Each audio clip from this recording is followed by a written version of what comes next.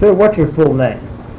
My full name is, you want the initials or the whole thing? However you want it. I just put it J.R. Duncan's all right. J.R. Duncan. J.R. Jim Duncan, and then everybody knows him. Okay. And today is August 20th, 1984, and this is Joe Todd. And so, where were you born? I was born in Thomas, Oklahoma. And when's your birthday?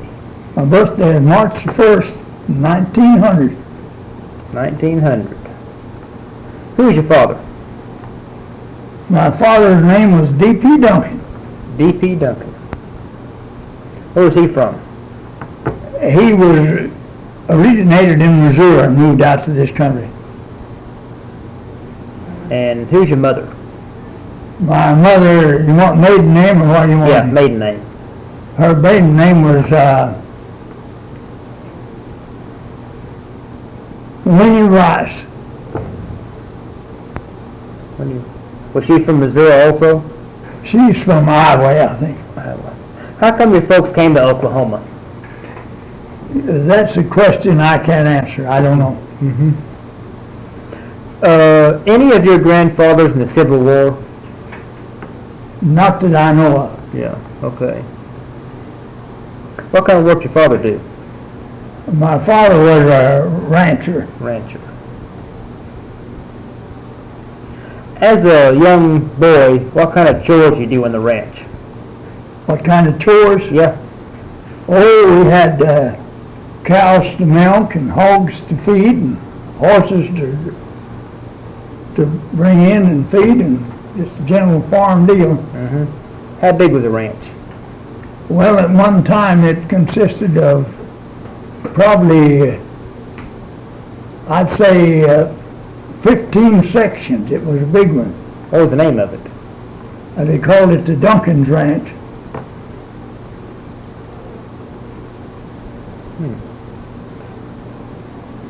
Have a brand?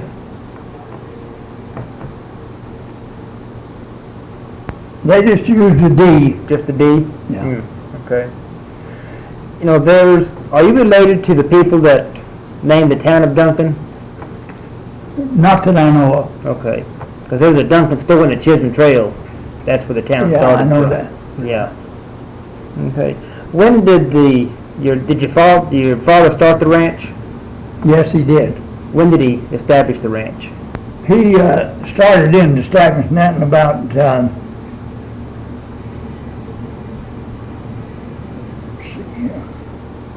well, I'd say around 1900. Okay. Did he just homestead the land, or how did he? No, that he homesteaded 160 and he married my mother, and she had 160, and they started building from that. Was that in the Great Lottery, or was that in the land run around? No, now what he had was just a bunch of old sand hill, and it had already been framed, proved up, and people give up, couldn't make a living on it, shinnery and such like. And he didn't own all this land. Over 2/3 of it, he just rented it. Yeah. Okay. He had one pasture, big one, it was 10 sections in it. Who owned the rest of the land? Well, he owned the rest of the land. I mean, the land that he rented, who owned it? Well, it'd be too numerous to mention, because that one time was settled up at 160, and I don't know. Yeah, that's fine. And your mother had a homestead also? Yeah, she homesteaded. My father and mother homesteaded too. They joined each other. Yeah. Did they know each other at that time? Well, she was teaching school where he was. That's where they met. Yeah. At Ioland, Oklahoma, if you want a name wrote in there. Iola? Ioland, I-O-L-A-N-D, I believe we get it. Okay. Is that near Thomas? No, that's quite a long way from Thomas. Okay. What kind of house were you born in? Well, really, I was born when I said Thomas, that my mother just went back to her folks. The kind of house I was first born in, raised in after born. We had a cedar log house with a fireplace. How big? How many rooms? Only I can remember the rooms, we had an upstairs and downstairs, sort of climbing the bank. You didn't go upstairs, you went around back to the house and walked in on the level. Kind of a dugout then? A half dugout went back in the banks. Yeah. What was the inside of that dugout furnished? What was it like on the inside? Well, there's just a log set up there, and of course they use some kind of plaster on what it is, and plaster between the logs, you know, to fill up all the... Kind of chinking type? Yeah. Okay. How big was the room? Do you remember? Oh, in my mind would tell me it'd be something like 20 feet by 30 maybe. Okay.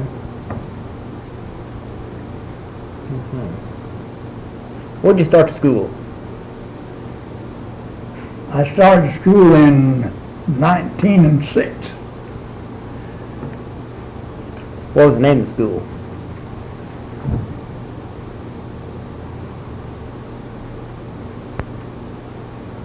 I'll give the name of it later. Lone Star. Lone Star. And where's that located? Well, to get the location on that, I'd say that's located, we'll say 17 miles west of Camargo, Oklahoma. Okay.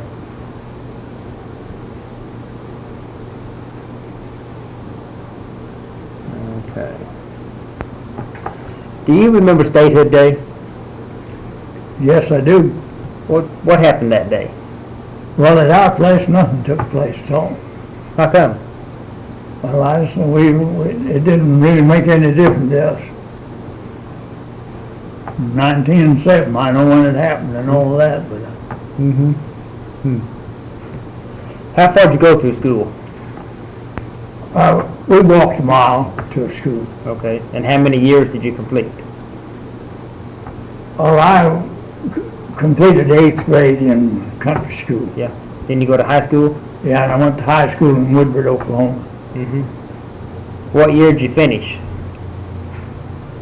I finished in 1917.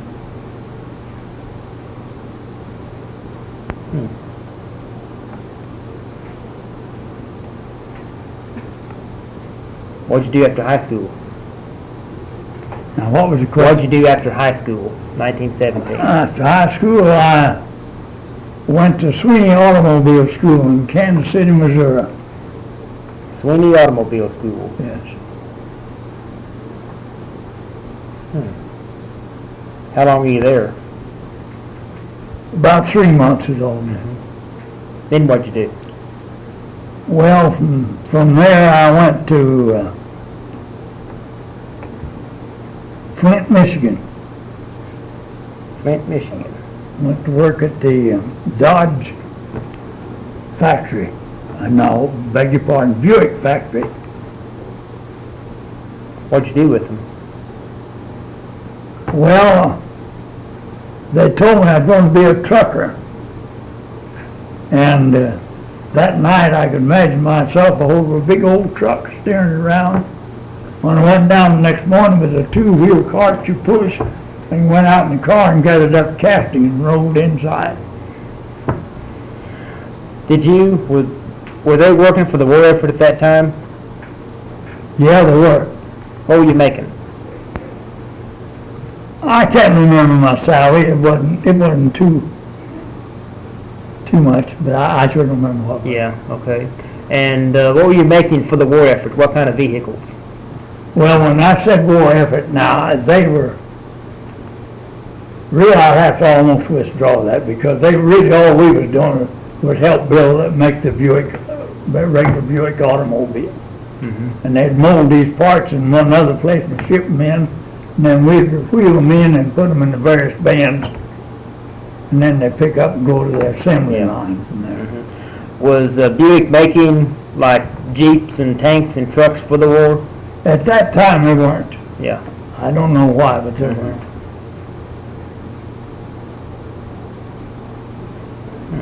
How long did you work at Flint, Michigan?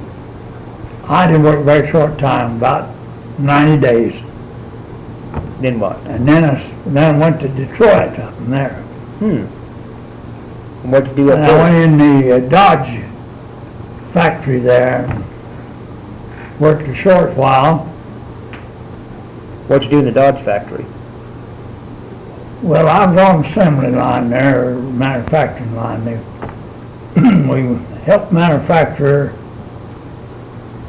the castings for the differential. I remember this.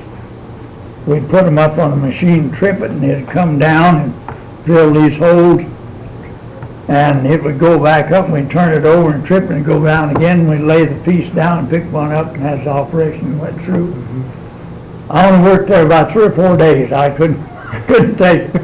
One day I went to the restroom and come back, and if you was real fast, the fellow next to you could operate 2 machines. You know what? I can go this way.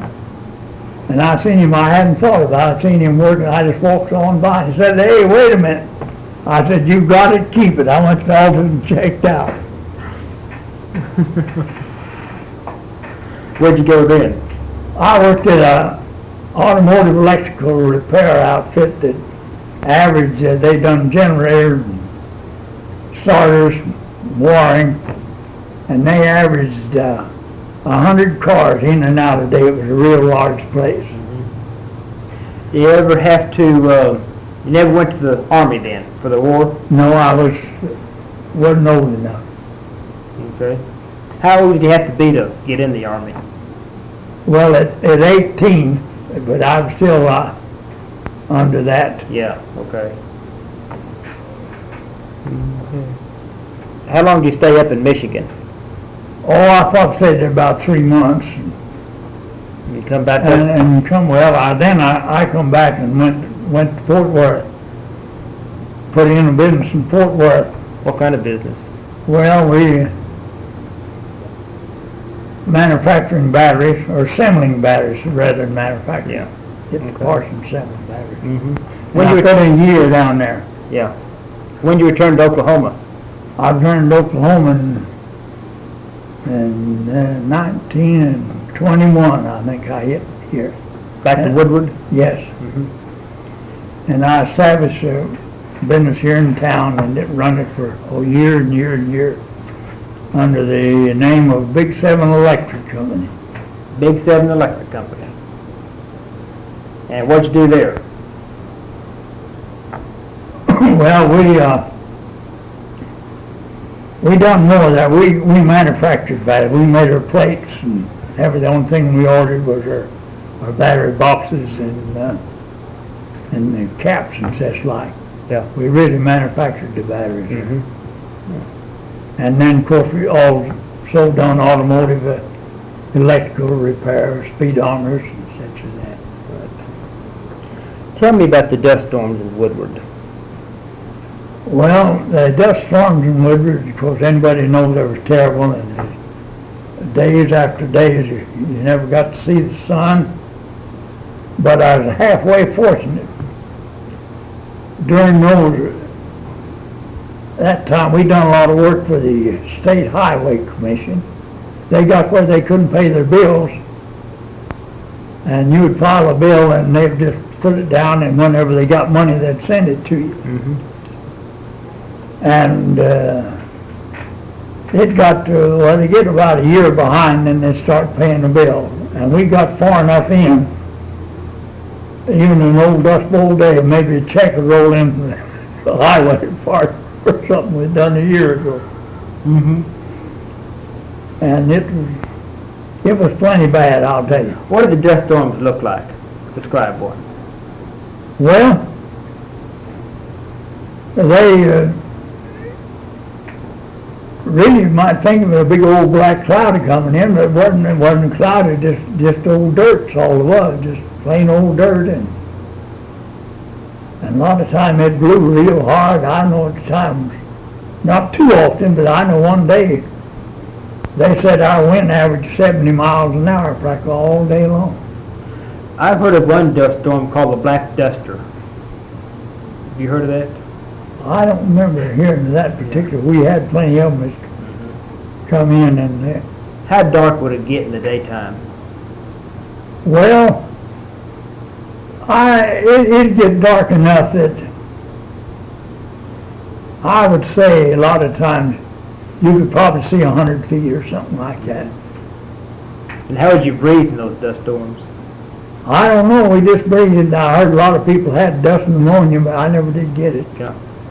And how would you keep the dust out of your house? We didn't keep it out. It just done the best we could, that's all. We didn't keep it out. Mm-hmm. What would you do? You say you did the best you could. What would you do? Well, anyway, naturally, the woman, the wife, all the cracks, they'd shove rags in them and try to make it as dust-proof as possible, see? Yeah. And then it'd quit a day or two, and then you'd try to clean it out. Just had to learn to live with it, that's all. Yeah. What did you do during World War II? World War II, okay.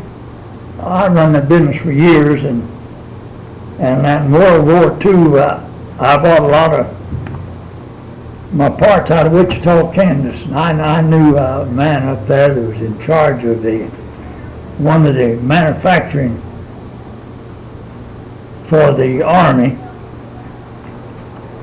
He wasn't running a parts house, and so I thought I'd just go up there and volunteer for the war to work there, and I went in and talked to him. And he said, I know what you can do and everything, but he said, this thing is unionized here.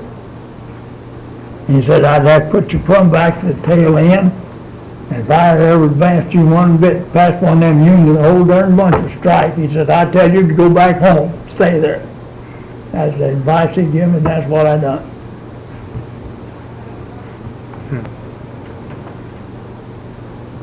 What about, I was going to be back up. I was going to ask about Armistice Day. You know, when World War I ended, November 11th. Well,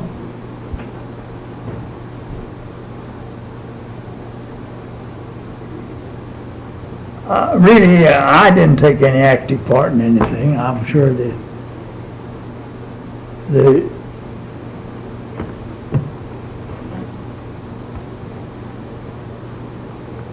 now you're talking about World War II now. No, World War I. You're talking about World War when the I. war ended, Armistice Day. Oh, yeah. Well, I know of course, I wasn't even in Woodward at that time. We were still out on the farm, and I'm sure it wasn't hardly anything happened, because we only got about one paper. We may not heard anything about it.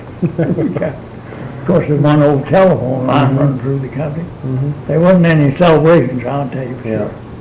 Well, let me ask now about the Woodward tornado, 1947. Okay. Tell me about that. Okay, I was had the boys back in. I had about 7 employees, and had them come back after work hours at night. I shown them some different type of new type of repairing, and especially some training and sales work on different capacity batteries. Mm-hmm. And we was back in what I called the shop, our little workshop, when that thing hit. I said we'd better go up in front. So we went up in front, and there's big glass windows, of course. They soon went out, and the roof went off the building. And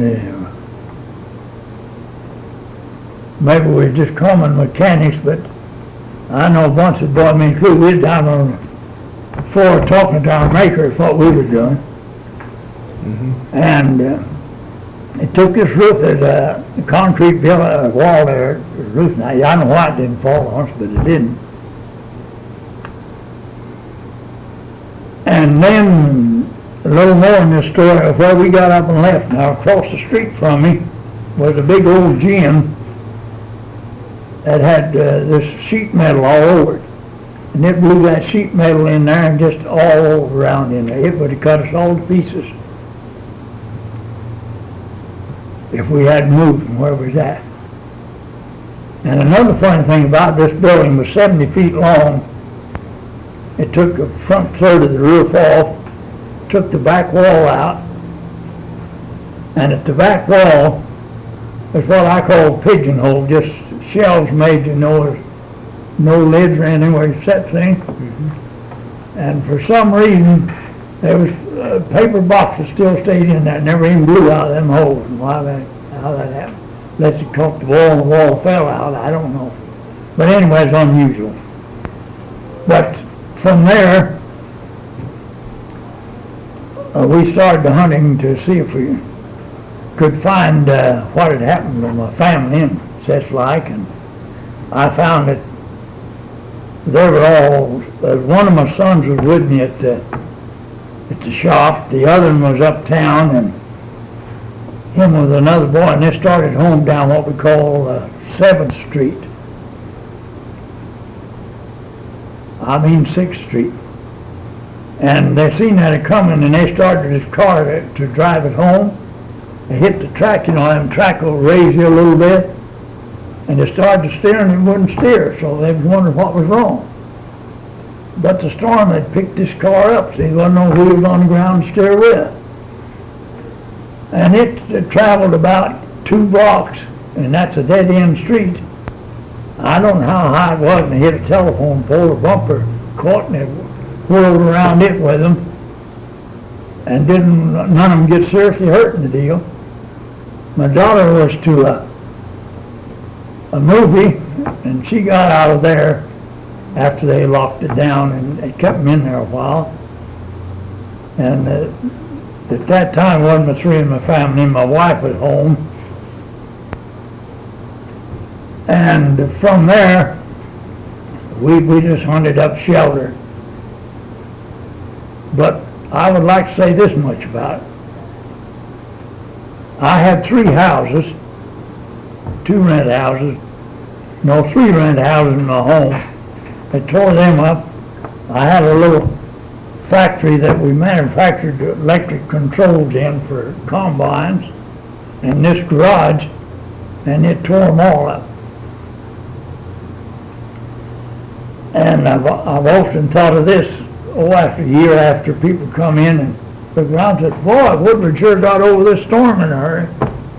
What they didn't know, I don't know how many other people made it, it took me 18 years to put back what that storm took away in about 10 minutes.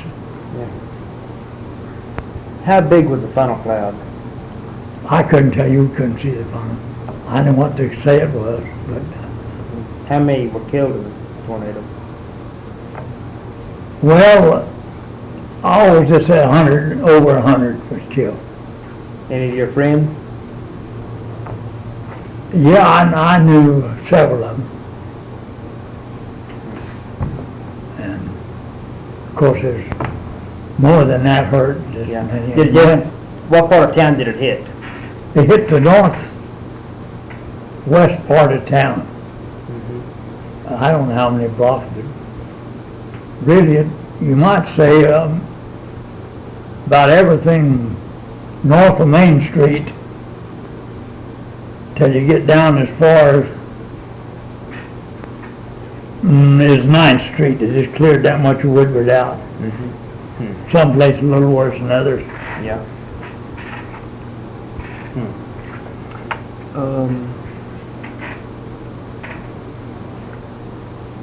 Trying to think. Oh, did you say that you did any work for the war effort in World War II besides trying to get that one job? No, I didn't. Okay. I offered to, and they told me to go home. Told me I'd do more good at home, taking care of things. Well, anything else you want to talk about? No, I believe that. It's enough of it. Okay. Sir, thank you. Well.